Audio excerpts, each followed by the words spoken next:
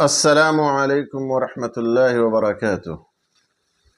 بسم اللہ، الحمد للہ، والصلاة والسلام علی رسول اللہ وعلی آلہ وصحبہ ومن والہ۔ محترم ناظرین، حمد و صلوات کے بعد آج کے اس لائیو شرعی کورس میں جو باتیں میں آپ حضرات کے سامنے رکھنا چاہتا ہوں وہ ارکان ایمان کے بارے میں۔ ایمان کسے کہتے ہیں؟ ایمان کی تعریف کیا ہے؟ ایمان اور اسلام میں فرق کیا ہے؟ اور ایمان کے کتنے ارکان ہیں اور کون کون سے ہیں، اور ان کی مختصر انداز میں شرح۔ اور ہر مسلمان کے لیے ضروری ہے کہ وہ ایمان کے بارے میں جانے، اسلام کے بارے میں جانے، ایمان کے ارکان کے بارے میں جانے۔ یہ سب بنیادی چیزیں ہیں جن کا جاننا ہر مسلمان کے لیے ضروری ہے۔ قبل اس کے کہ ایمان کے ارکان کی شرح آپ کے سامنے پیش کی جائے، ایمان کا تذکرہ آپ کے سامنے، ایمان کی تعریف آپ کے سامنے بیان کی جائے، اس سے پہلے جو ہے 4 اہم مسائل ہیں جن کا جاننا ہم سب کے لیے بے حد ضروری ہے۔ اور وہ 4 اہم مسائل کیا ہیں؟ سب سے پہلا مسئلہ ہے علم حاصل کرنا۔ یعنی سب سے پہلی چیز جو ایک مسلمان پر، سب سے پہلی چیز جو واجب ہوتی ہے وہ ہے سیکھنا اور علم حاصل کرنا۔ اسی لیے اللہ سبحانہ و تعالیٰ نے قرآن پاک میں جو سب سے پہلی آیتیں اتاری، اللہ تعالیٰ نے سب سے پہلا جو حکم نازل کیا، سب سے پہلا آرڈر جو اسلام میں اللہ تعالیٰ کی جانب سے صادر ہوا، وہ علم حاصل کرنے، پڑھنے اور پڑھانے سے متعلق۔ اقرأ بسم ربک الذی خلق، خلق الانسان من علق، اقرأ وربک الاکرم الذی علم بالقلم، علم الانسان ما لم يعلم۔ پڑھو اپنے رب کے نام سے جس نے پیدا کیا۔ تو سب سے پہلی چیز وہ ہے علم حاصل کرنا۔ کس چیز کا علم حاصل کرنا؟ اللہ کے بارے میں، اپنے رب کے بارے میں، اپنے نبی اور رسول کے بارے میں، اپنے دین کے بارے میں۔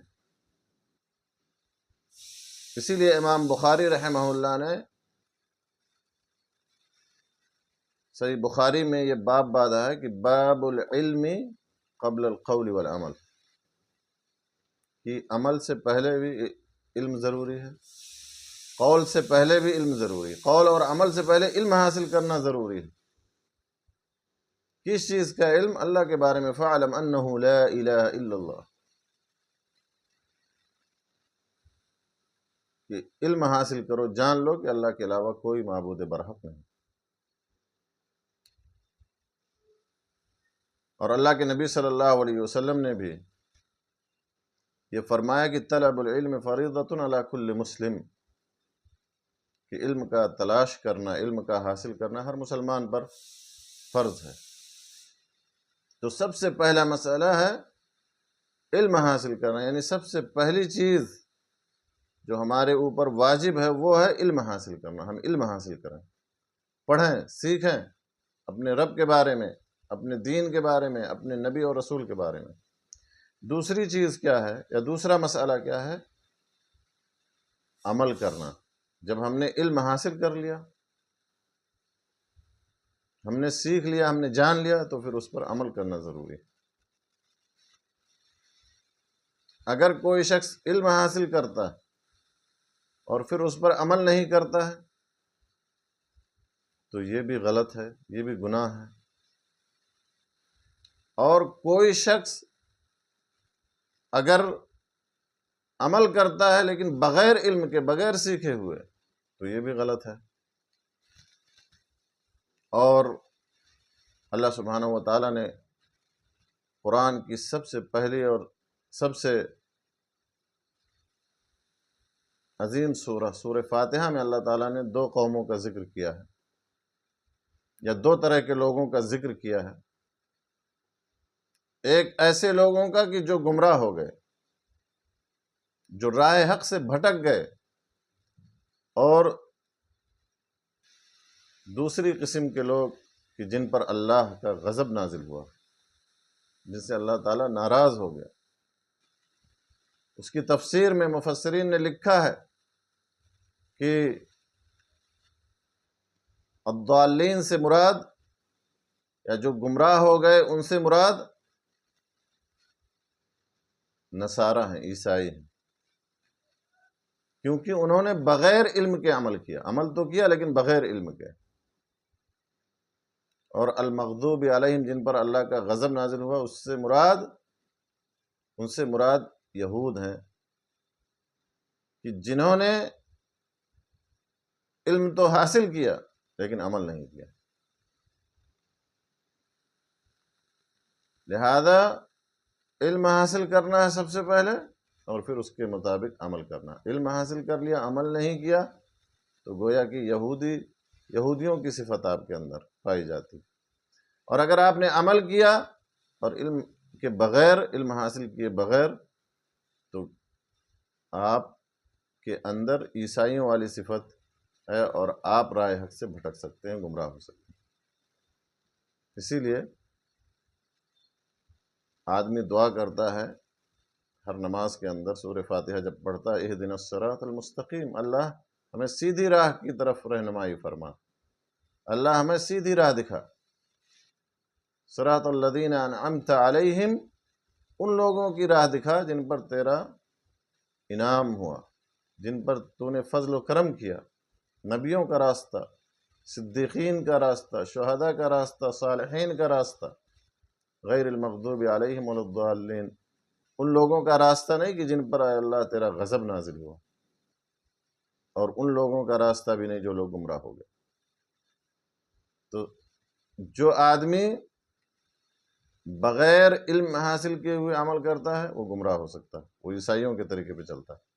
اور جو آدمی علم حاصل کر کے پھر عمل نہیں کرتا، وہ یہودیوں کے راستے پہ چلتا ہے۔ تو سب سے پہلا مسئلہ ہے علم حاصل کرنا، اور دوسرا مسئلہ ہے عمل کرنا۔ تیسرا مسئلہ کیا ہے؟ دعوت دینا۔ آپ نے علم حاصل کر لیا، اس کے مطابق عمل بھی کیا، آپ نے علم حاصل کر لیا، اس کے مطابق آپ عمل کرنے لگے، تو اب تیسری ذمہ داری آپ کے اوپر ہے کہ آپ بحیثیت مسلمان لوگوں کو اللہ کی طرف بلائیں، لوگوں کو دعوت دیں، لوگوں کی اصلاح کریں، اللہ کے پیغام کو لوگوں میں عام کریں۔ اور کیسے یہ کام کریں؟ ادعو الی سبیل ربک بالحکمۃ والموعظۃ الحسنہ وجادلہم باللتی ہی احسن، حکمت کے ساتھ، اچھی موعظت اور نصیحت کے ساتھ، اور اگر کبھی بحث اور مباحثے کی ضرورت پیش آ جائے تو اچھے ڈھنگ سے، اچھے انداز میں، علم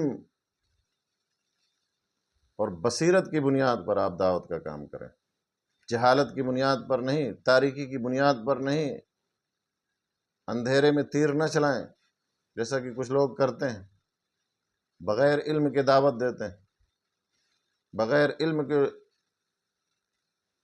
اور بغیر جانے ہوئے، بغیر سیکھے ہوئے، بغیر علم حاصل کیے ہوئے لوگوں کو اللہ کی طرف بلاتے ہیں۔ بصیرت علم کی روشنی میں دعوت کا کام کرنا۔ اور جب آپ یہ سارے کام کرنے لگیں گے، علم حاصل کریں گے، عمل کریں گے، دعوت کا کام کریں گے، تو پھر آپ کو پریشانی ہوگی، آپ کو تکلیفوں کا، مصیبتوں کا سامنا کرنا پڑے گا۔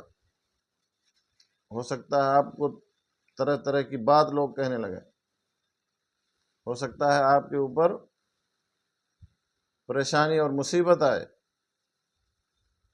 تو ایسے موقع پہ آپ کو چوتھا کام کرنا ہے، یا چوتھی آپ کی ذمہ داری ہے صبر کرنا۔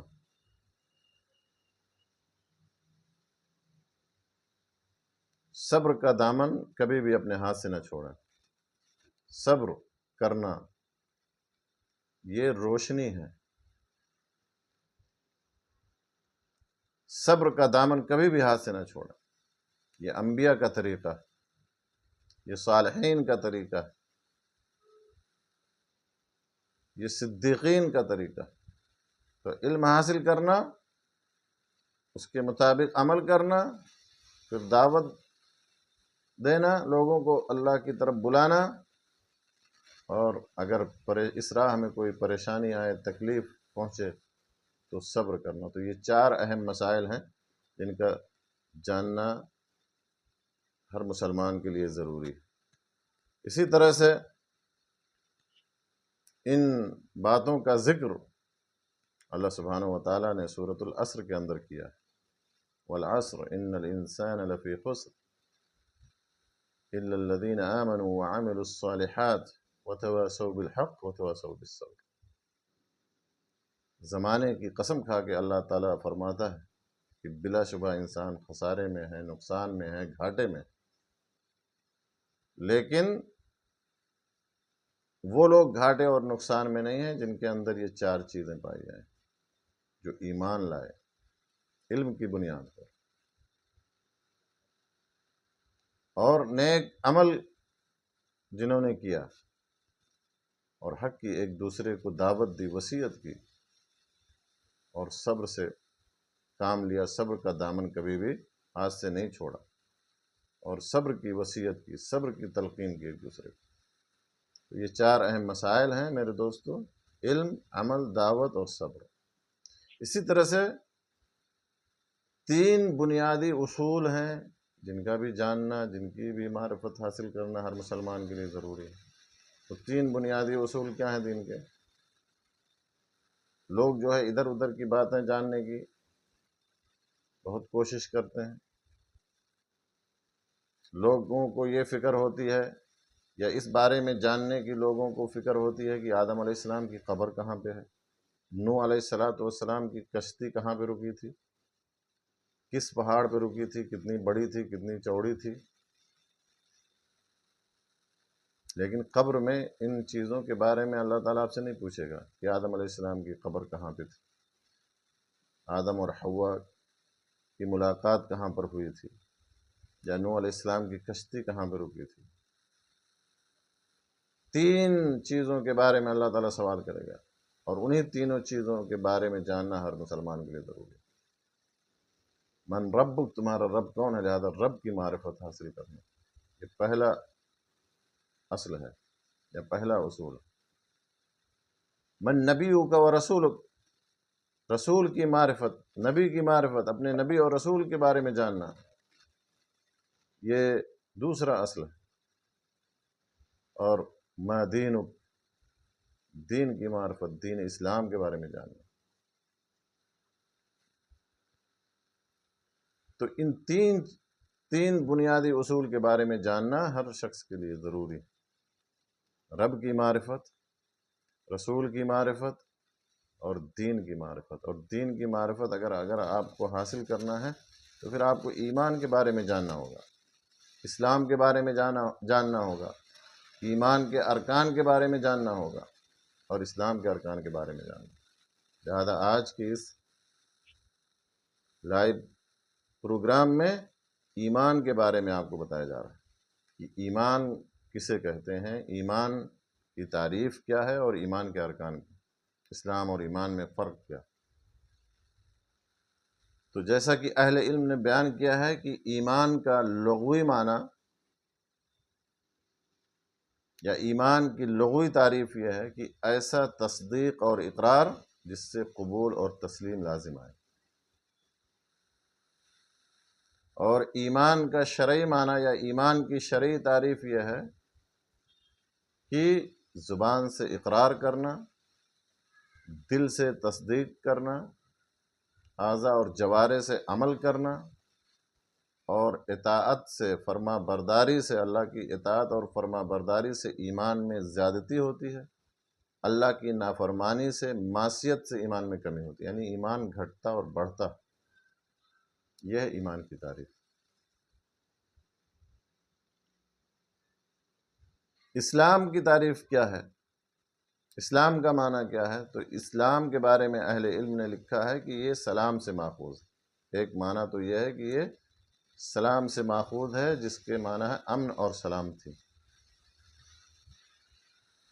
اور دوسرا معنی اسلام کا ہے کہ یہ استسلام سے ماخوذ، یعنی حکم الہی کے سامنے جھک جانا، سر تسلیم خم کرنا، صرف اللہ کی ہی عبادت کرنا، شرک سے اجتناب کرنا، اور دین اسلام کے بغیر دنیا میں حقیقی امن اور شانتی ممکن نہیں.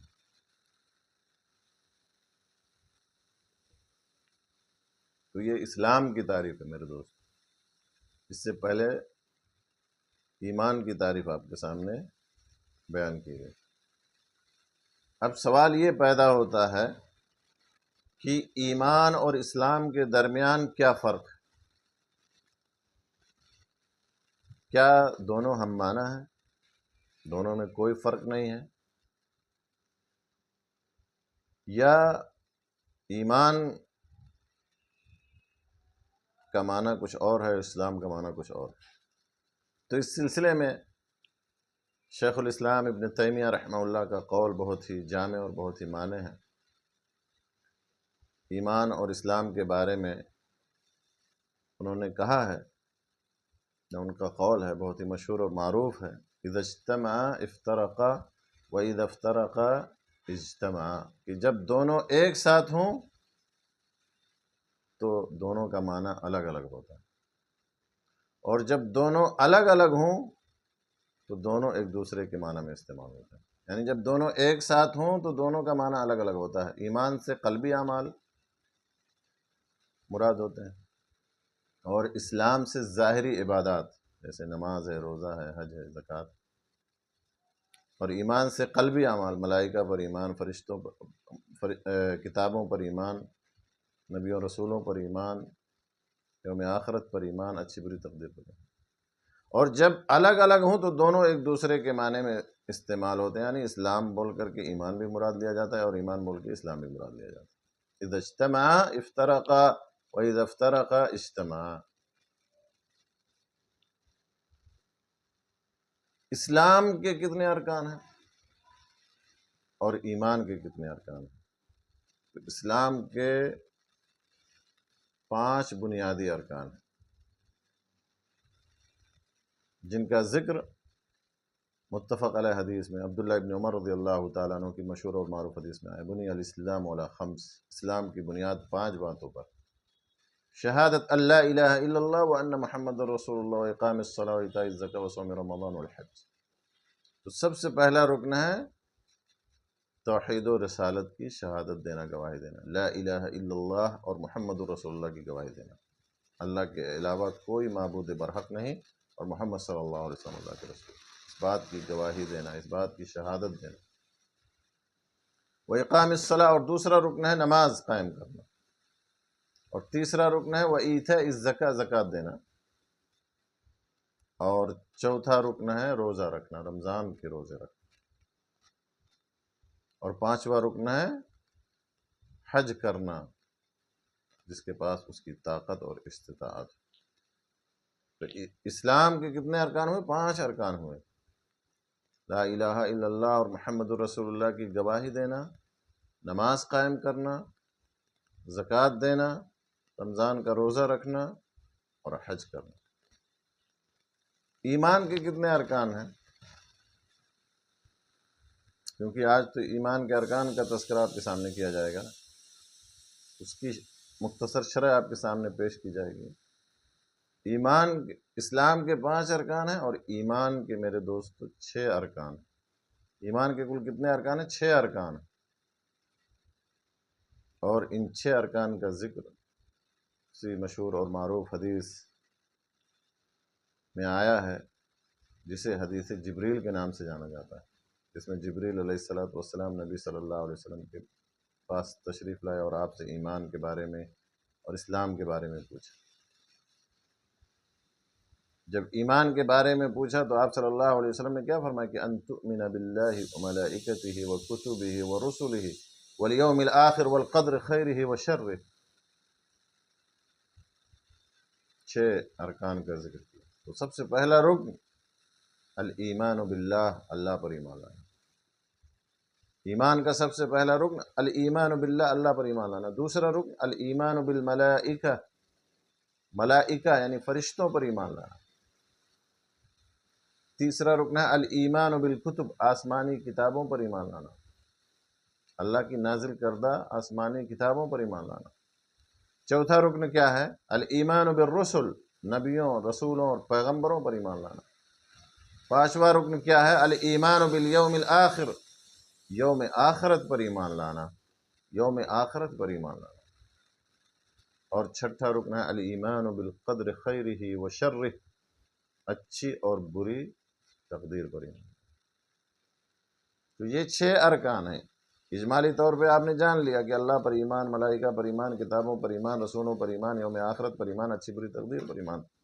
لیکن اللہ پر ایمان لانے سے کیا مراد ہے؟ اللہ پر ایمان لانا کن کن باتوں کو شامل ہے؟ ملائکہ پر ایمان لانے سے کیا مراد ہے؟ ملائکہ پر ایمان لانا کن کن باتوں کو شامل ہے؟ تو ان کا جاننا بھی ضروری ہے۔ مختصر انداز میں ہی صحیح ان باتوں کا جاننا آپ کے لیے بے حد ضروری ہے۔ تو سب سے پہلا رکن ہے اللہ پر ایمان لانا، اور اللہ پر ایمان لانا یہ 4 باتوں پر ایمان لانے کو شامل ہے۔ سب سے پہلی بات ہے الایمان بوجود اللہ، اللہ کے وجود پر ایمان لانا کہ اللہ تعالیٰ موجود ہے۔ اللہ کا وجود برحق ہے، کیونکہ کچھ لوگ اللہ کے وجود کا انکار کرتے ہیں، کہتے ہیں کوئی اللہ نہیں، اس دنیا کا نظام خود بخود چل رہا ہے، آٹومیٹک طور پہ چل رہا ہے۔ ایسے لوگوں کو ہم دہریہ اور ناستک اور نیچری کہتے ہیں۔ لہذا اللہ پر ایمان لانے کے لیے ضروری ہے سب سے پہلی چیز کہ وہ بندہ جو ہے اللہ کے وجود پر ایمان لائے کہ اللہ موجود ہے، اللہ کا وجود برحق ہے۔ اب سوال پیدا ہوتا کہ اللہ کہاں ہے؟ اللہ موجود ہے تو کہاں ہے؟ تو قرآن میں اللہ تعالیٰ نے صراحت کے ساتھ اور کنایہ اور اشارے میں متعدد جگہوں پہ یہ فرمایا ہے کہ اللہ تعالیٰ عرش بالا پر مستوی ہے۔ الرحمن علی العرش استوى، اللہ تعالیٰ عرش پر مستوی ہوا۔ وَكَانَ عَرْشُهُ عَلَى الْمَاءِ، اس بات کا بھی ذکر ہے کہ آسمان و زمین کی پیدائش سے قبل اللہ کا عرش پانی پر تھا، پھر اللہ نے آسمان و زمین کو بنایا اور 7 آسمان کے اوپر عرش بالا پر اللہ تعالیٰ مستوی ہوا، كَمَا يَلِيقُ بِجَلَالِهِ وَعَظْمَتِهِ، جیسا کہ اللہ کے شان و شوکت کے لائق۔ اللہ تعالیٰ موجود ہے، کہاں ہے؟ عرش بالا پر مستوی ہے، جیسا کہ اس کی عظمت اور اس کی جاہ و جلال کے لائق۔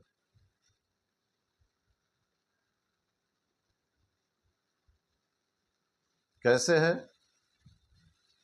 کیسے مستوی ہے؟ الکیف مجہول والایمان به واجب والسؤال عنہ بدع۔ الاستواء معلوم، استواء معلوم ہے، والکیف مجہول، لیکن اس کی کیفیت مجہول ہے، اس کے بارے میں نہیں پتا۔ اللہ اس کے بارے میں زیادہ بہتر جانتا ہے۔ کما یلیق بجلالہ وعظمتہ، والایمان بہ واجب، ایمان لانا اس پر واجب ہے، والسؤال عنہ بدعہ، اور اس کے بارے میں تکرار کرنا، بحث کرنا، یہ بدعت۔ تو سب سے پہلی بات اللہ پر ایمان لانے کے لیے یہ ضروری ہے کہ بندہ اللہ کے وجود پر ایمان لائے، کیونکہ دنیا میں کچھ ایسے لوگ بھی ہیں جو اللہ کے وجود کے منکر ہیں، جیسا کہ میں نے بتایا، اور کچھ لوگ ایسے بھی ہیں جو اللہ کے وجود کو ہر جگہ مانتے ہیں، کہتے ہیں اللہ تعالیٰ ہر جگہ موجود ہے اپنی ذات کے ساتھ، نعوذ باللہ من ذالک، جیسا کہ غالی قسم کے صوفیوں کا عقیدہ ہے کہ کتے کے اندر بھی اللہ، بلی کے اندر بھی اللہ، خنزیر میں اللہ، ہر جگہ اللہ، جبکہ اللہ تعالیٰ اپنی ذات کے اعتبار سے کہاں ہے؟ عرش بالا پر مستوی، لیکن اپنے علم کے اعتبار سے، دیکھنے کے اعتبار سے اللہ تعالیٰ ہر چیز کو جانتا ہے، ہر چیز کو دیکھتا ہے، ہر چیز کو سنتا ہے۔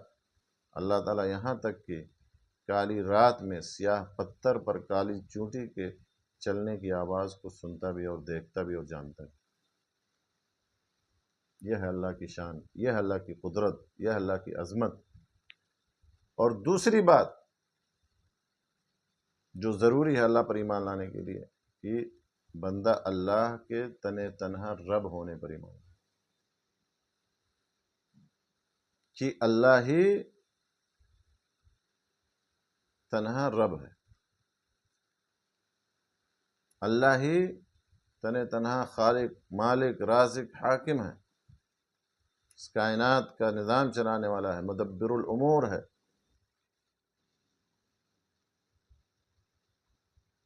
مصرف الامور ہے، تنے تنہا کائنات کا نظام اور سسٹم چلانے میں، رات، رات کے بعد دن، سورج، چاند، سب کا بنانے والا، سب کو چلانے والا، بارش، دھوپ، سب کا مالک اللہ، اللہ کے تنے تنہا رب ہونے پر ایمان لائے۔ لیکن کیا یہ کافی ہے کہ اگر کوئی شخص اللہ کے وجود پر ایمان لائے اور اللہ کے تنے تنہا رب ہونے پر ایمان لائے تو کیا اس کے لیے اتنا ہی کافی ہے مسلمان ہونے کے لیے؟ نہیں۔ تیسری بات ہے جس پر ایمان لانا ضروری ہے، وہ تیسری بات کیا ہے؟ اللہ کے تنے تنہا معبود برحق ہونے پر ایمان لانا، کہ اللہ ہی معبود برحق ہے، اللہ کے علاوہ کوئی معبود نہیں، اللہ کے علاوہ کوئی عبادت کے لائق نہیں۔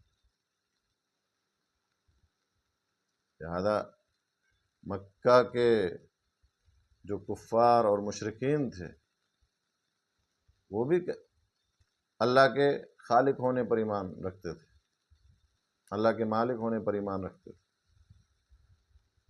وَلَئِن سَأَلْتَهُم مَّن خَلَقَ السَّمَاوَاتِ وَالْأَرْضَ لَيَقُولُنَّ اللَّهُ، اگر ان سے آپ سوال کریں کہ آسمان و زمین کا خالق کون ہے، اللہ نے ذکر کیا ان کے بارے میں، تو وہ ضرور کہیں گے کہ اللہ۔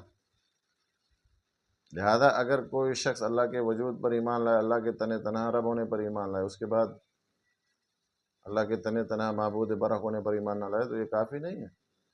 لہذا یہ ضروری ہے کہ وہ اللہ کے تنے تنہا معبود برحق ہونے پر ایمان لائے، کہ اللہ کے علاوہ کوئی معبود برحق، لا الہ الا اللہ، لا معبود بحق الا اللہ، اللہ کے معبود برحق ہونے پر ایمان لائے، تنہا معبود برحق ہونے پر ایمان لائے۔ اور اسی مسئلے کو لے کر کے یا اسی بات کو لے کر کے انبیاء اور ان کی قوموں میں اختلاف ہوا، اور اسی کے لیے اللہ تعالیٰ نے اسی بات کی طرف دعوت دینے کے لیے اللہ تعالیٰ نے تمام نبیوں اور رسولوں کو بھیجا، اور اسی چیز کی طرف یا اسی مقصد کے تحت اللہ تعالیٰ نے مخلوق کو پیدا فرمایا، انس و جن کی تخلیق فرمائی۔ وما خلقت الجن والانس الا لیعبدون، میں نے انسان اور جن کو صرف اور صرف اس لیے پیدا کیا تاکہ وہ صرف اور صرف میری عبادت کریں، لیوحدونی ویفردونی بالعبادہ۔ وَلَقَدْ بَعَثْنَا فِي كُلِّ أُمَّةٍ رَسُولًا أَنِ اعْبُدُوا اللَّهَ وَاجْتَنِبُوا الطَّاغُوتَ، ہر امت کے اندر اللہ نے یہ رسول بھیجا جس نے دعوت دی لوگوں کو، اپنے قوم کو، ان اعبدوا اللہ، اللہ صرف اللہ کی عبادت کرو، اور طاغوت سے اجتناب کرو، یعنی اللہ کے علاوہ کسی اور کی عبادت نہیں کرو۔ اور اسی بات کو لے کر کے نبی صلی اللہ علیہ وسلم، آخری نبی محمد صلی اللہ علیہ وسلم اور ان کی قوم کے درمیان اختلاف، جب آپ نے کہا صفا پہاڑی پہ چڑھ کر کے اور تمام قبیلے کے لوگوں کو جمع کیا اور کہا قولوا لا الہ الا اللہ تفلحوا، لا الہ الا اللہ کہو کامیاب ہو جاؤ، تو انہوں نے لا الہ الا اللہ کا مفہوم سمجھا، انہوں نے کہا اجعلت الآلہۃ الہا واحدہ، کیا تو نے جو ہے سارے معبودوں کو ایک معبود بنا دیا؟ تو میرے دوستو اس بات کو ہمیں سمجھنا ہوگا، اللہ پر ایمان لانا ہے تو اللہ کے وجود پر ایمان لانا، اللہ کے تنہ تنہا رب ہونے پر ایمان لانا، اور یہ کافی نہیں بلکہ اللہ کے تنہ تنہا معبود برحق ہونے پر ایمان، شرک سے اجتناب کر، یہ توحید کی دعوت، اسی کے لیے اللہ تعالیٰ نے آسمان و زمین کو بنایا، اسی کے لیے اللہ تعالیٰ نے نبی و رسولوں کو بھیجا، اسی کے لیے اللہ تعالیٰ نے انس و جن کو پیدا فرمایا، وما خلقت الجن والانس الا لیعبدون۔ اسی طرح سے میرے دوستو چوتھی بات ہے جس پر ایمان لانا ضروری ہے اللہ پر ایمان لانے کے لیے، کہ اللہ کے اسماء حسنہ اور صفات علیٰ پر ایمان لانا، اللہ کے کچھ اچھے اچھے نام ہیں، کچھ بلند بالا صفات ہیں، ان پر ایمان لانا، جن کا ذکر اللہ تعالیٰ نے قرآن میں کیا ہے، نبی صلی اللہ علیہ وسلم نے احادیث میں کیا، وَلِلَّهِ الْأَسْمَاءُ الْحُسْنَى فَادْعُوهُ بِهَا، اللہ کے کچھ مبارک نام ہیں، اچھے نام ہیں، ان ناموں کے ذریعے سے اللہ کو پکارو، تو اللہ کے ناموں پر ایمان لانا اور اللہ کی صفات پر ایمان لانا، بغیر کسی تعویل کے، بغیر کسی تحریف کے، بغیر کسی تشبیہ کے، بغیر کسی تعطیل کے ایمان لانا اللہ کے اسماء حسنہ پر اور صفات علیٰ۔ اللہ کے ہاتھ ہیں تو ہمیں اس بات پر ایمان لانا کہ اللہ کے ہاتھ، لیکن کیسے ہیں اللہ بہتر جانتا ہے، اللہ تعالیٰ عرش بالا پر مستوی، ہمیں ایمان لانا کیسے ہے مجہول ہے، اللہ تعالیٰ سنتا ہے، ہمیں ایمان لانا ہے، سننا اللہ تعالیٰ کی صفات میں سے، اللہ تعالیٰ دیکھتا ہے، اللہ تعالیٰ کی اور باقی تمام صفات پر بلا کسی تحریف کے، بغیر کسی تعطیل کے، بغیر کسی جو ہے تعویل کے، بغیر کسی تشبیہ کے ایمان لانا، اور گمراہ فرقوں کے عقائد سے ہمیں بچنا، معتزلہ، قدریہ، جبریہ، اشاعرہ،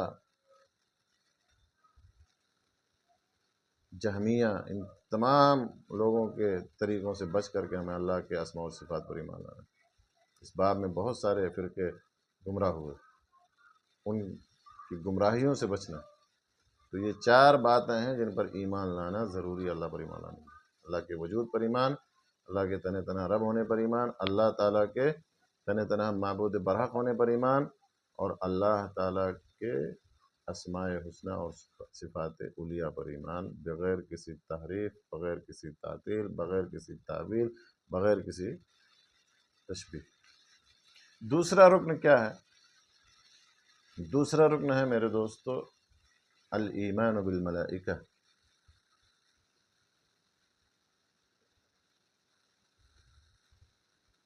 ملائکہ پر ایمان لانا۔ دوسرا رکن ہے الایمان بالملائکہ، ملائکہ پر ایمان لانا۔ ملائکہ کسے کہتے ہیں؟ ملائکہ کی تعریف کیا ہے؟ ملائکہ کون لوگ ہیں؟ تو ملائکہ یہ جمع ہے ملک کی، فرشتہ جس کو ہم لوگ کہتے ہیں، اور ملائکہ یہ اللہ تعالیٰ کی نورانی مخلوق، غیبی مخلوق، نورانی یعنی اللہ نے انہیں نور سے بنایا ہے، غیبی یعنی ہم ان کو دیکھ نہیں سکتے، جنہیں اللہ تعالیٰ نے اپنی عبادت اور اطاعت کے لیے پیدا کیا ہے، وہ صرف اللہ کی عبادت اور اطاعت کرتے ہیں، اللہ کی نافرمانی نہیں کرتے، اور ان کی تعداد بلا حد و حساب ہے، بے شمار۔ تین اہم مخلوقات ہیں جن کے بارے میں ہمیں جاننا ہے۔ انسان کو اللہ تعالیٰ نے کس چیز سے پیدا کیا؟ انسان کو اللہ تعالیٰ نے مٹی سے بنایا۔ جنات کو اللہ تعالیٰ نے کس چیز سے بنایا، کس چیز سے پیدا کیا؟ آگ سے پیدا کیا۔ اور ملائکہ، فرشتے، ان کو اللہ تعالیٰ نے نور سے پیدا کیا، یہ نورانی مخلوق اور غیبی مخلوق ہیں، انہیں دیکھا نہیں جا سکتا۔ نبی صلی اللہ علیہ وسلم نے صرف جبریل علیہ السلام کو ان کی اصلی حالت پر دیکھا تھا، فرمایا کہ وقد صد وَلَهُ 600 جناح، ان کے 600 پر تھے، وقد صد الافق، اور پورا آسمان بھرا ہوا. تو ملائکہ کی تعداد بے شمار بھی، ان کی تعداد کو شمار نہیں کیا جا سکتا.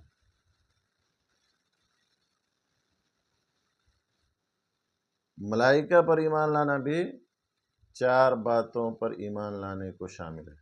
جیسے کہ اللہ پر ایمان لانا 4 باتوں پر ایمان لانے کو شامل ہے، اسی طرح سے ملائکہ پر بھی ایمان لانا 4 باتوں پر ایمان لانے کو شامل ہے. سب سے پہلی بات کیا ہے؟ سب سے پہلی بات ہے کہ ملائکہ یعنی فرشتوں کے وجود پر ایمان لانا ہے، کہ ان کا وجود برحق ہے. فرشتے حقیقی معنوں میں موجود ہیں.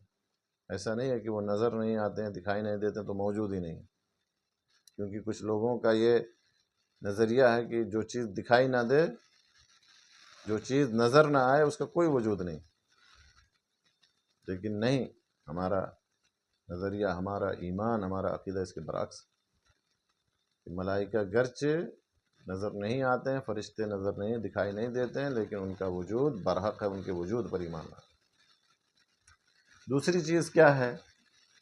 دوسری چیز یہ ہے کہ ان فرشتوں میں سے، ان ملائکہ میں سے جن کا نام ہمیں معلوم ہے، ان پر نام کے ساتھ ایمان لانا، اور جن کا نام نہیں معلوم ہے ان پر اجمالاً ایمان لانا. یعنی میں نے بتایا کہ ان کی تعداد بے شمار ہے، بلا حد و حساب ہے، تو سب کا نام تو معلوم نہیں ہے. تو تمام فرشتوں پر اجمالی طور پر ایمان لانا، جو جتنے بھی اللہ کے فرشتے ہیں ان پر ہمارا ایمان. اور جن کا نام ہمیں معلوم ہے قرآن اور سنت کی دلائل کی روشنی میں، تو ان پر نام کے ساتھ، جیسے جبریل علیہ السلام، میکائیل علیہ السلام، اسرافیل علیہ السلام، ان کا نام اللہ قرآن، احادیث میں، قرآن میں ان کا نام اللہ نے اور اللہ کے رسول صلی اللہ علیہ وسلم نے ذکر کیا، تو ان پر نام کے ساتھ ہی مانا. موت کے فرشتے کا نام اسرائیل کہا جاتا ہے، لیکن اس کی کوئی صحیح دلیل موجود نہیں. ملک الموت کا ہے ذکر. تو دوسری چیز ہے کہ ان فرشتوں میں سے جن کا نام ہمیں معلوم ہے ان پر نام کے ساتھ، اور جن کا نام نہیں معلوم ہے ان پر سب فرشتوں پر اجمالاً ایمان لانا. تیسری بات کیا ہے؟ تیسری بات یہ ہے کہ ان میں سے جن کے صفات کا علم ہمیں صحیح دلائل سے ہے، ان صفات پر ایمان لانا. ان فرشتوں میں سے جن کے صفات کا علم ہمیں صحیح دلائل سے، ان صفات پر ایمان لانا. جیسے جبریل علیہ السلام کی تخلیقی صفت کے بارے میں آیا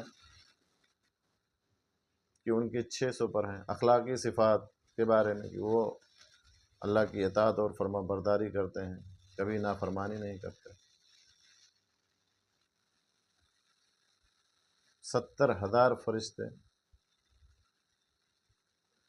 بیت المعمور میں، 7ویں آسمان پہ جو گھر ہے، اس کے بارے میں آیا کہ 70,000 فرشتے روزانہ اس میں داخل ہوتے ہیں، اور پھر ان کی کبھی باری نہیں آتی. آپ سوچ سکتے ہیں کہ کتنے فرشتوں کی تعداد کتنی بے شمار ہے. چوتھی بات جس پر ایمان لانا ہے کہ ان میں سے، یعنی ان فرشتوں میں سے جن کے اعمال کا علم ہمیں صحیح دلائل سے، ان اعمال پر ایمان لانا. جیسے جبریل علیہ السلام کی ڈیوٹی کیا تھی نبیوں کے زمانے میں؟ جبریل علیہ السلام کی ڈیوٹی تھی وحی لانا، اللہ کے پاس سے وحی لے کر کے نبیوں کے پاس آنا.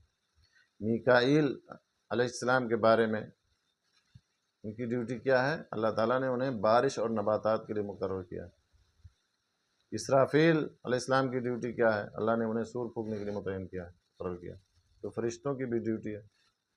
ملک الموت کو اللہ تعالیٰ نے روح قبض کرنے کے لیے مقرر کیا. تو جن فرشتوں کے اعمال کا علم ہمیں صحیح دلائل سے ہے، ان اعمال پر ایمان لانا. تو یہ 4 باتیں ہیں ان پر ایمان لانا فرشتوں پر ایمان لانے کے ضمن سے ہے. ان کے وجود پر ایمان لانا، ان میں سے جن کا نام معلوم ہے نام کے ساتھ، جن کا نام نہیں معلوم ہے ان پر اجمالاً ایمان لانا، ان میں سے جن کے صفات کا علم ہمیں صحیح دلائل سے، ان صفات پر ایمان لانا، ان میں سے جن کے اعمال کا علم صحیح دلائل سے ہے، ان اعمال پر ایمان لانا. تیسرا رکن کیا ہے ایمان کا؟ ایمان کا تیسرا رکن ہے الایمان بالکتب، آسمانی کتابوں پر ایمان لانا. آسمانی کتابوں پر ایمان لانا. آسمانی کتابوں سے کیا مراد ہے؟ وہ کتابیں جو اللہ تعالیٰ نے انسانوں کی ہدایت کے لیے رسولوں پر نازل فرمائی، جیسے کہ قرآن، جیسے نبی صلی اللہ علیہ وسلم پر قرآن کو اللہ نے نازل کیا، توریت، زبور، انجیل وغیرہ، صحف ابراہیم، صحف موسیٰ.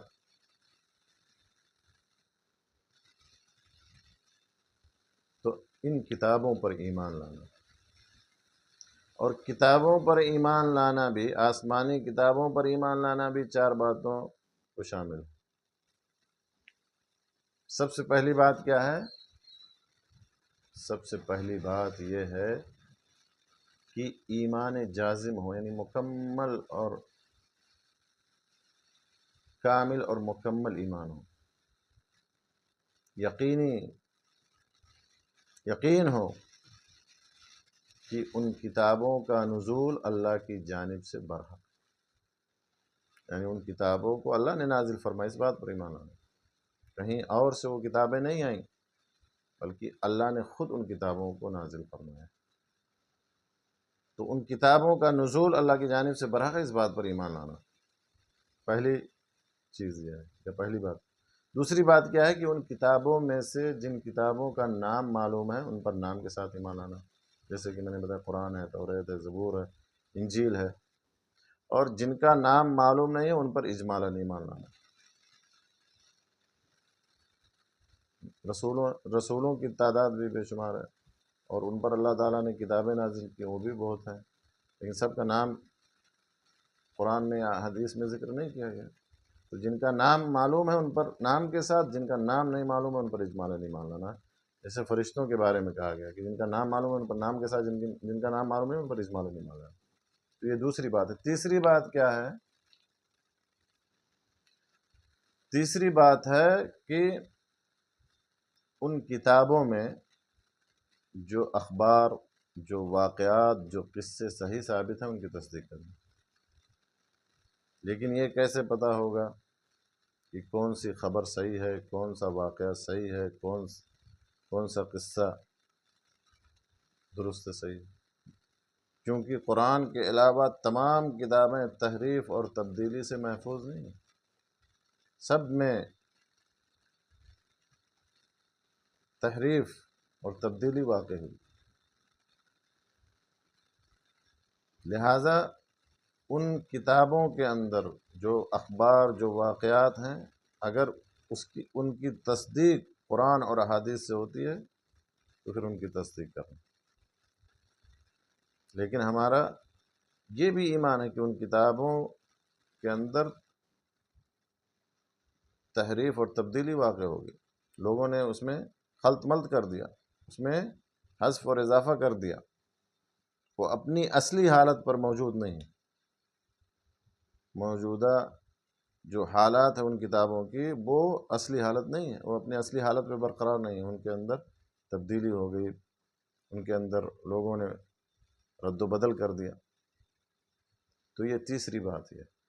چوتھی بات یہ ہے کہ ان کتابوں کے احکام پر عمل کرنا جو منسوخ نہ ہو، جو احکام منسوخ نہ ہو. لیکن یہ بھی تو ہے کہ قرآن کے بعد تمام پچھلی کتابیں منسوخ ہو چکی ہیں، لہذا قرآن کے احکام پہ عمل کرنا، گرچہ وہ حکم پہلی کتابوں میں موجود ہو. تو یہ 4 باتیں ہیں. ایمان جازم ہو کہ ان کتابوں کا نزول اللہ کی جانب سے برحق ہے. دوسری چیز، ان کتابوں میں سے جن کا نام ہمیں معلوم ہے ان پر نام کے ساتھ ایمان لانا، اور جن کا نام معلوم نہیں ان پر اجمالاً ایمان لانا. تیسری بات، ان کتابوں میں جو اخبار اور واقعات صحیح ثابت ہیں ان کی تصدیق کرنا، جبکہ قرآن کے علاوہ تمام کتابیں تحریف اور تبدیلی سے محفوظ نہیں. ان کتابوں کے احکام پر عمل کرنا جو منسوخ نہ ہو. قرآن کے بعد تمام پچھلی کتابیں، قرآن کے نزول کے بعد تمام پچھلی کتابیں منسوخ ہو چکی. تو یہ 4 باتیں ہیں جو ایمان بالکتب، الایمان بالکتب، آسمانی کتابوں پر ایمان لانے کے ذمہ سے ان پر ایمان لانا بھی ضروری. چوتھا رکن کیا ہے؟ ایمان کے ارکان میں سے چوتھا رکن کیا ہے؟ چوتھا رکن ہے الایمان بالرسل، نبیوں رسولوں پر ایمان لانا. نبیوں اور رسولوں پر ایمان لانا. اب نبی کسے کہتے ہیں اور رسول کسے کہتے ہیں؟ سب سے پہلے نبی کون، سب سے پہلے رسول کون، سب سے آخری رسول کون؟ نبی اور رسول میں فرق کیا ہے؟ تو نبی، جیسا کہ اہل علم نے بیان کیا ہے کہ نبی ماخوذ ہے نبا سے، اور اس کے معنی ہیں خبر. نبا کے معنی ہے خبر، اور نبی کے معنی ہوتا ہے خبر دینے والا، اللہ کے بارے میں خبر دینے والا، اس کے حکم اور وحی کو پہنچانے والا. اور رسول جو ہے جمع ہے رسول کی، اور اس کی یہ مرسل کے معنی میں ہے، جسے شریعت، اللہ کی شریعت کی ابلاغ اور تبلیغ کے لیے بھیجا گیا. نبی اور رسول میں فرق بھی ہے. رسول وہ ہے جس پر ایک مستقل نئی شریعت بذریعہ وحی نازل کی گئی ہو اور اس کی تبلیغ کا اسے حکم دیا گیا ہو، رسول وہ ہے. اور نبی وہ ہے جسے نئی شریعت نہ دی گئی ہو بلکہ بذریعہ وحی اس کے پاس بھی وحی آئے گی، لیکن پچھلی شریعت پر عمل اور تبلیغ کا اسے حکم دیا گیا.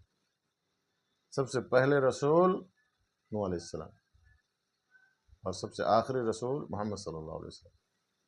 اور اولو العزم من الرسل نوح علیہ السلام، ابراہیم علیہ السلام، موسیٰ علیہ السلام، عیسیٰ علیہ السلام اور محمد صلی اللہ علیہ وسلم. یہ 5 پیغمبر ہیں، 5 رسول ہیں جنہیں اولو العزم من الرسل کہا گیا، عزم والے رسول. نوح علیہ السلام، ابراہیم علیہ السلام، نوح علیہ السلام جو سب سے پہلے اول الرسل، ابراہیم علیہ السلام جن کو ابو الانبیاء کہا جاتا ہے سارے نبیوں کے بعد، کیونکہ اکثر انبیاء انہی کی نسل سے تھے. موسیٰ علیہ السلام، عیسیٰ علیہ السلام اور محمد صلی اللہ علیہ وسلم جو آخری نبی اور رسول. اور رسولوں پر ایمان لانا بھی میرے بھائیوں 4 باتوں کو شامل ہے، یا 4 باتوں پر ایمان لانے کو شامل ہے.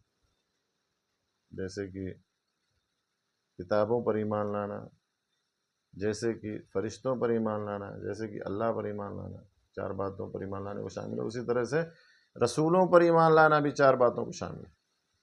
4 باتوں پر ایمان لانا ضروری ہے، اس کے بغیر رسولوں پر ایمان مکمل نہیں ہوگا. سب سے پہلی بات کیا ہے کہ ایمان جازم ہو، پختہ ایمان اور یقین ہو کہ ان نبیوں اور رسولوں کی نبوت اور رسالت اللہ کی جانب سے برحق ہے، وہ حقیقی معنوں میں اللہ کے نبی اور رسول تھے. یعنی ان کی نبوت اور ان کی رسالت کو برحق ماننا، ان کی نبوت کا انکار نہیں کرنا، جھٹلانا نہیں، ان کی رسالت کا انکار نہیں کرنا، جھٹلانا نہیں. یہ سب سے پہلی بات. جتنے بھی انبیاء آئے، جتنے بھی رسول آئے، سب کی نبوت اور رسالت کا اقرار کرنا، ان کے برحق ہونے کو تسلیم کرنا. دوسری چیز کیا ہے؟ دوسری چیز ہے میرے بھائیوں، یا دوسری بات ہے کہ ان رسولوں میں سے جن کا نام معلوم ہے ان پر نام کے ساتھ، اور جن کا نام نہیں معلوم ان پر اجمالا نہیں مانا. کیونکہ اللہ تعالیٰ نے تو بہت سارے 1 لاکھ سے زائد انبیاء اور رسول اس دنیا میں بھیجے. ہر قوم کے اندر، ہر امت کے اندر اللہ نے نبی اور رسول کو بھیجا، لیکن سب کے نام ہمیں نہیں معلوم ہے. تو سب پر اجمالاً ہمیں ایمان لانا کہ جتنے بھی انبیاء اور رسول اس دنیا میں، سب پر ہمارا ایمان ہے. لیکن جن کا نام ہمیں صحیح دلائل سے معلوم ہے قرآن اور احادیث کی روشنی میں، ان پر نام کے ساتھ ایمان لانا.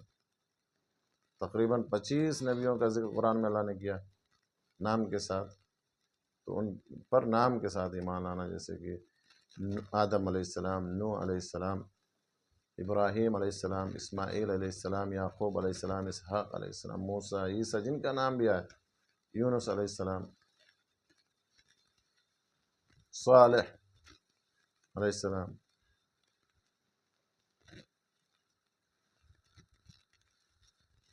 محمد صلی اللہ علیہ وسلم. تو جن کا نام معلوم ہے ان پر نام کے ساتھ، جن کا نام نہیں معلوم ان پر اجمالا نہیں ایمان لانا. جیسے کتابوں کے تعلق سے کہا گیا، کتابوں پر ایمان کے تعلق سے، فرشتوں پر ایمان کے تعلق سے جیسے کہ کہا گیا. اور تیسری بات کیا ہے؟ تیسری بات ہے کہ ان رسولوں کے بارے میں جو اخبار اور واقعات اور قصے صحیح ثابت ہیں ان کی تصدیق کرنا. یعنی قرآن میں اور احادیث میں جو ان نبیوں کے قصے بیان کیے گئے ہیں، واقعات جو بیان کیے گئے ہیں، ان کی تصدیق کرنا کہ وہ صحیح ہے، سچ ہے. اور چوتھی بات کیا ہے؟ چوتھی بات ہے کہ اس رسول کی شریعت پر عمل کرنا جو ہماری طرف بھیجے گئے. ہماری طرف کس رسول کو بھیجا گیا؟ محمد صلی اللہ علیہ وسلم، اور آخری رسول ہے. ان کے بعد کوئی رسول آنے والا نہیں، اور ان کے آنے کے بعد پچھلی تمام نبیوں کی جو شریعتیں ہیں وہ منسوخ ہو چکی ہیں۔ یعنی کوئی آج یہ نہیں کہہ سکتا کہ میں موسیٰ علیہ السلام کے دین پر ہوں یا موسیٰ علیہ السلام کی شریعت پر ہوں،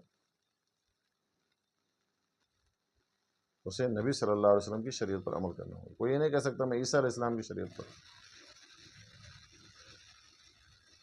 اس کا ایمان مکمل نہیں ہوگا، وہ مسلمان نہیں ہو سکتا۔ تو یہ 4 باتیں ہیں،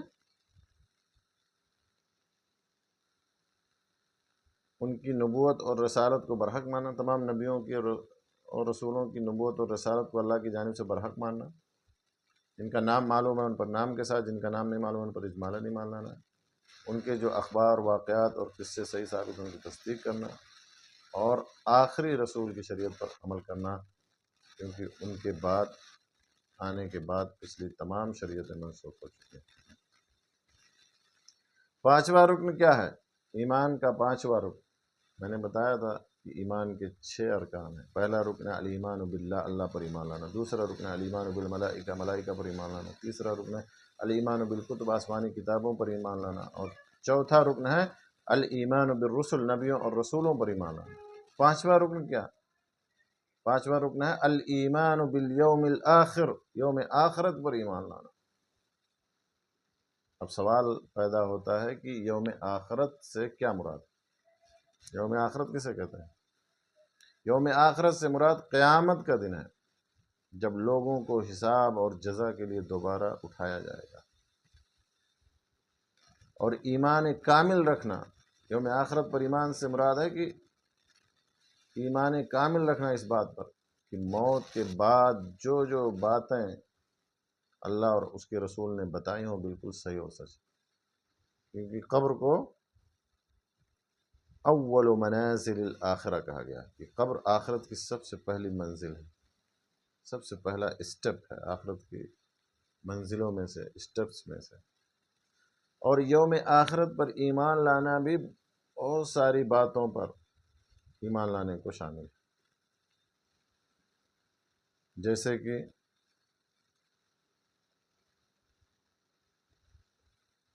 قیامت کی نشانیوں پر ایمان لانا، قیامت کی بہت ساری نشانیاں، چھوٹی نشانیاں، بڑی نشانیاں، ان نشانیوں پر ایمان لانا، یہ بھی یوم آخرت پر ایمان لانے کے ضمن سے۔ موت اور اس کی سختیوں پر ایمان لانا کہ موت برحق ہے اور اس کی سختی ہے، ان للموت سکرات۔ قبر کی آزمائش پر ایمان لانا، قبر کے اندر امتحان پر ایمان لانا کہ اللہ تعالیٰ قبر کے اندر میت کے اندر دوبارہ روح پھونکے گا اور اس سے سوال کیا جائے گا، اس کا امتحان ہوگا، اس کو قبر کی آزمائش یا فتنۃ القبر کہا جاتا ہے، اس پر ایمان لانا۔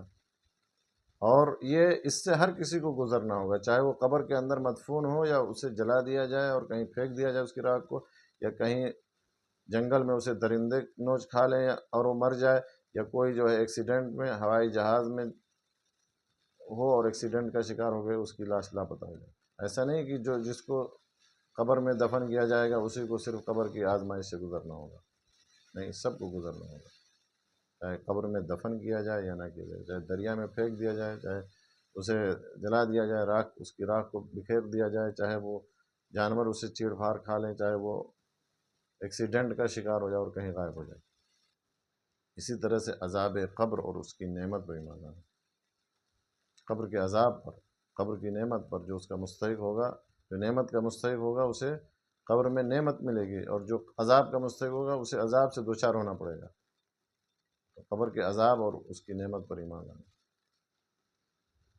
اسی طرح سے سور پھونکے جانے پر ایمان لانا کہ سور کا پھونکا جانا برحق ہے، یہ بھی یوم آخرت پر ایمان لانے کے ذمہ سے اللہ تعالیٰ نے ایک فرشتے کو مقرر کر رکھا، سور پھونکے گا۔ بعث پر ایمان لانا یعنی دوبارہ زندہ کیے جانے پر ایمان لانا، اور حشر پر ایمان لانا، حشر کے میدان میں اللہ تعالیٰ سب کچھ جمع کرے گا، اس پر ایمان لانا۔ حساب پر ایمان لانا کہ اللہ تعالیٰ سب کا حساب لے گا اور اللہ اور بندے کے درمیان کوئی ترجمان ٹرانسلیٹر نہیں ہوگا، سب کو گزرنا ہوگا اللہ کے پاس۔ میزان پر ایمان لانا، ترازو، انصاف کے ترازو پر ایمان لانا کہ اللہ تعالیٰ قیامت کے دن وَنَضَعُ الْمَوَازِينَ الْقِسْطَ لِيَوْمِ الْقِيَامَةِ، انصاف کے بہت سارے ترازو اللہ تعالیٰ قیامت کے دن نصب کرے گا، حقیقی ترازو جس کے دو پلڑے ہوتے ہیں، ایک میں نیکی ایک میں بدی، انسان کے اعمال کو تولا جائے گا، اور اسی کے بارے میں صحیح بخاری کی آخری حدیث میں کلمتان خفیفتان علی اللسان حبیبتان الی الرحمن ثقیلتان فی المیزان، دو کلمے ایسے ہیں جو اللہ کو بہت محبوب ہیں، زبان پر بہت ہلکے ہیں، اور میزان میں وہ بہت بھاری ہوں گے۔ میزان سے مراد وہی میزان جسے اللہ تعالیٰ قیامت کے دن، اس حقیقی ترازو مراد ہے جسے اللہ تعالیٰ قیامت کے دن نصب کرے گا بندوں کے اعمال کو وزن کرنے کی۔ اسی طرح سے جزا اور سزا پر ایمان لانا، جو جزا کا مستحق ہوگا اسے جو سزا کا مستحق ہوگا، اور جو انعام کا مستحق ہوگا، اللہ تعالیٰ جو ہے اس دن سب کا حساب کتاب لے گا، اور سب کا نامہ اعمال اللہ تعالیٰ اس دن پیش کرے گا۔ دائنے ہاتھ میں جن کو ملا اور جو کامیاب ہوگا ان کے لیے بشارت اور خوشخبری ہوگی، اور جن کا نامہ اعمال ان کے بائیں ہاتھ میں دیا جائے گا، اور جو ناکام ہوں گے ان کے لیے تباہی اور ہلاکت ہوگی۔ اسی طرح سے حوض پر ایمان لانا، بہت بڑا تالاب جس سے امت محمدیہ کے لوگ سیرابی حاصل کریں گے، نبی صلی اللہ علیہ وسلم اپنے ہاتھ سے، اپنے دست مبارک سے جو ہے اپنی امت کے لوگوں کو پانی پلائیں گے۔ بہت بڑا تالاب، مورد عظیم، حوض اللہ تعالیٰ نصب کرے گا قیامت کے دن، جس سے امت محمدیہ کے لوگ پانی پئیں گے۔ ان لوگوں کو بھگا دیا جائے گا وہاں سے، دور کر دیا جائے گا جو لوگ نبی صلی اللہ علیہ وسلم کے بعد بدعت اور خرافات کرنے والے ہیں۔ پلسرات پر ایمان لانا، اللہ تعالیٰ جہنم کے الجسر المنصوب والا جہنم کے اوپر اللہ تعالیٰ ایک پل نصب کرے گا، پلسرات جس کو کہا جاتا ہے، سرات، جس سے ہر کسی کو گزرنا ہوگا، مومن کو بھی کافر کو بھی، سب کو گزرنا ہوگا، اور اس پر گزرنے کی کیفیت بھی اللہ نبی صلی اللہ علیہ وسلم نے بیان کی، کچھ بجلی کے مانند گزر جائیں گے تیزی کے ساتھ، کچھ اس سے بھی دھیمے انداز میں، اور کچھ اس پہ رگڑتے ہوئے جائیں گے، اور کچھ لوگ جہنم میں گر جائیں گے۔ اسی طرح سے شفاعت اور اس کی قسموں پر ایمان لانا، قیامت آخرت میں اللہ کے نبی کچھ لوگوں کے لیے شفاعت کریں گے، کچھ صالحین ہوں گے جو شفاعت کریں گے، اور اس کی کچھ قسمیں ہیں جو ان قسموں پر ایمان لانا شرطیں ہیں۔ سب سے پہلی شرط تو یہ ہے کہ جو شفاعت کرے گا اسے اللہ تعالیٰ کی پرمیشن ضروری ہے، اللہ کی اجازت کے بغیر کوئی نہیں کر سکتا۔ اور دوسری شرط یہ کہ جن کے لیے شفاعت کی جاتی ہے ان سے اللہ تعالیٰ راضی، اور اسی طرح سے جنت اور جہنم اور ان کی صفات پر ایمان لانا جن کا ذکر، یہ سب یوم آخرت پر ایمان لانے کے ذمہ ہے۔ فتنہ قبر کا ذکر ہم نے آپ کے سامنے کیا، میت کی تدفین کے بعد قبر میں دو فرشتوں کا آنا اور میت سے رب، رسول اور دین کے بارے میں سوال کرنا، یہ مراد۔ بعث کا ذکر آپ کے سامنے کیا گیا، مردوں کو دوبارہ زندہ کیا جانا۔ جب دوسری بار سور پھونکا جائے گا تو لوگ اپنے اپنی جگہوں سے اٹھ کھڑے ہوں گے، ننگے پاؤں ننگے بدن، بغیر ختنہ کیے ہوئے۔ حشر کا ذکر کیا، لوگوں، اس سے مراد لوگوں کے قبروں سے اٹھ کھڑے ہونے کے بعد مخلوق کا میدان محشر میں جمع ہونا۔ میزان کا ذکر کیا، روز قیامت اللہ تعالیٰ بندوں کے اعمال کو وزن کرنے کے لیے حقیقی اور حصی دو پلڑے والے موازین عدل کا نصب کرے گا۔ اسی طرح سے حوض کا ذکر کیا، ایسا عظیم تالاب جس سے امت محمدیہ کے لوگ سیرابی حاصل کریں گے، جس کا پانی دودھ سے زیادہ سفید، مسک سے زیادہ خوشبودار ہوگا۔ پلسرات کا جہنم کے اوپر نصب کیا گیا پل جس سے ہر ایک کو گزرنا ہوگا، تلوار سے تیز، اس کی صفات میں آیا کہ اور پال سے زیادہ باریک ہوگا۔ چھٹا رکن، ایمان کا چھٹا رکن کیا ہے؟ الایمان بالآخری، اور آخری رکن اور چھٹا رکن ایمان کا کیا ہے؟ الایمان بالقدر خیرہ و شرہ، اچھی اور بری تقدیر پر ایمان لانا۔ قدر کا کیا معنی ہے؟ تقدیر کا کیا معنی ہے؟ لغوی معنی قدر جو ہے دال پر فتح کے ساتھ اس کا ہوتا ہے اندازہ لگانا، حساب لگانا، اور شرعی معنی ہے اللہ تعالیٰ کا اپنے سابقہ علم اور تقاضائے حکمت کے مطابق تمام مخلوقات اور کائنات کی تقدیر لکھنا، یہ ہے تقدیر یا قدر سے مراد۔ اور ایمان بالقدر سے کیا مراد ہے، یعنی تقدیر پر ایمان لانے سے کیا مراد ہے؟ اس بات کی کامل تصدیق کرنا کہ اس کون میں، یعنی اس کائنات میں ہر وقوع پذیر ہونے والی چیز اللہ تعالیٰ کی قضاء اور قدر سے ہی واقع ہوتی ہے۔ اور تقدیر پر ایمان لانا بھی 4 باتوں پر ایمان لانے کو شامل ہے، اور وہ 4 باتیں کیا ہیں؟ مراتب القدر ہیں۔ مراتب القدر تقدیر کے مراتب ہیں۔ سب سے پہلا مرتبہ کیا ہے؟ العلم، علم ہے۔ اس بات پر ایمان کہ اللہ تعالیٰ کو ہر چیز کا اجمالی، تفصیلی، ازلی اور ابدی علم ہے۔ دوسری چیز کیا ہے؟ کتابت۔ العلم کے بعد یعنی علم ہے، اللہ نے علم، اللہ کو ہر چیز کا علم ہے، پھر اللہ نے اسے لکھ دیا۔ اس بات پر ایمان لانا کہ اللہ نے مخلوق کی تقدیر کو لوح محفوظ میں لکھ دیا۔ حدیث میں آیا ہے کہ آسمان و زمین کی پیدائش سے 50,000 سال پہلے۔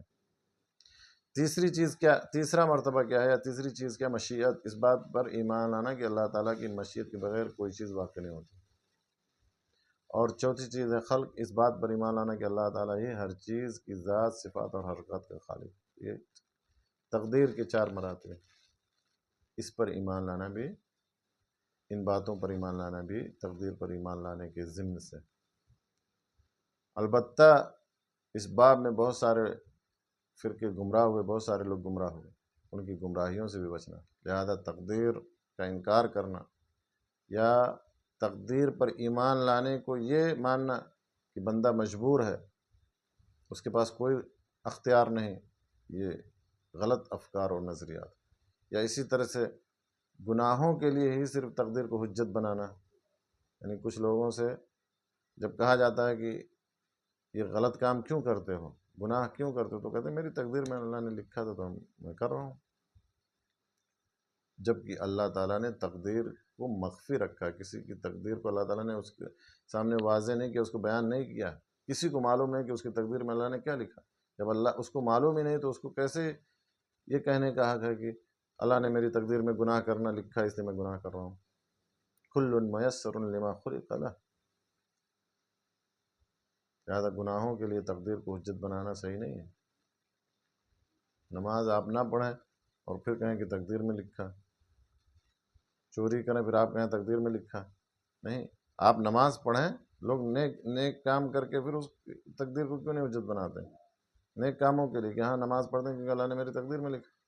بھائی تقدیر کے بارے میں کسی کو علم نہیں ہے، تقدیر کو اللہ نے مخفی اور پوشیدہ رکھا۔ اور عمر فاروق رضی اللہ تعالیٰ عنہ کے زمانے میں ایک چور نے جب چوری کیا تو حضرت عمر نے فیصلہ کیا کہ اس کا ہاتھ کاٹا جائے گا۔ تو چور نے بھی تقدیر کو حجت بنایا، کہا کہ اے امیر المومنین، میری تقدیر میں چوری کرنا لکھا ہوا تھا، میں نے چوری کر لیا، میرا ہاتھ کیوں کاٹا جا رہا ہے؟ تو عمر فاروق رضی اللہ تعالیٰ عنہ نے کیا کہا تھا کہ تمہاری تقدیر میں چوری کرنا لکھا تھا، تم نے چوری کر لیا، کوئی بات نہیں، تو تمہاری تقدیر میں ہاتھ کاٹا جانا بھی لکھا تھا، اس لیے تمہارا ہاتھ کاٹا۔ لہٰذا میرے دوستو، گناہوں کے لیے تقدیر کو حجت بنانا درست نہیں ہے۔ تقدیر کو اللہ نے مخفی رکھا، پوشیدہ رکھا۔ اور دوسری چیز یہ ہے کہ تقدیر کی وجہ سے کوئی بندہ مجبور محض نہیں ہے۔ اللہ تعالیٰ نے سیدھا راستہ بھی دکھا دیا، غلط راستہ بھی بیان کر دیا۔ سیدھا راستہ کیا ہے، غلط راستہ کیا ہے، اور اختیار بھی آپ کو دیا۔ لہٰذا آپ کو صحیح اور غلط کی تمیز کرتے ہوئے سیدھے راستے پہ چلنا، اور تقدیر کو اس کے لیے حجت نہیں بنانا۔ تو یہ ایمان کے یہ 6 ارکان ہیں جن کی مختصر شرح آپ کے سامنے بیان کی گئی۔ اللہ سبحانہ و تعالیٰ سے دعا ہے کہ اللہ تعالیٰ ہمیں ان باتوں کو جاننے، سننے اور سمجھنے کے بعد اللہ ہمیں نیک عمل کرنے کی توفیق عطا فرمائے۔ اللہ تعالیٰ ہمیں مزید ایمان کے بارے میں، اسلام کے بارے میں، ایمان کے ارکان کے بارے میں، اسلام کے ارکان کے بارے میں مزید علم حاصل کرنے کی توفیق عطا فرمائے، آمین۔ وآخر دعوانا ان الحمد للہ رب العالمین، وصلی اللہ علی نبینا محمد وعلی آلہ وصحبہ اجمعین، وجزاکم اللہ خیرا وأحسن إليکم۔